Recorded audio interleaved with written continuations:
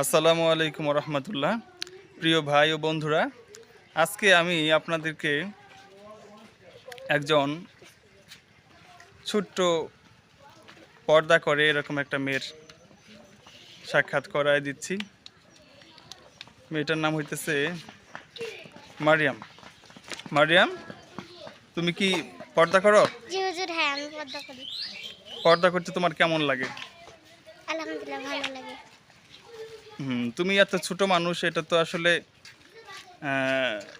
যারা দেখতেছে তারা জানে না। তুমি তোমার মুখটা খুলে একটু দেখাও।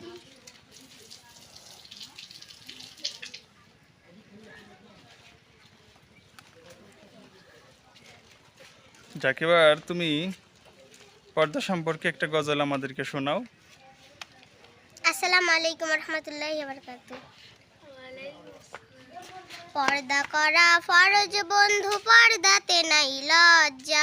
পর্দা হলো স্বাধীনতা, জান্নাতে সাজে সজ্জা। পর্দা করা ফরজ বন্ধু, পর্দাতে নাই লজ্জা। পর্দা হলো শালীনতা, জান্নাতে সাজে সজ্জা। জান্নাতে সাজে সজ্জা। পর্দা তো মুমিনের অহংকার।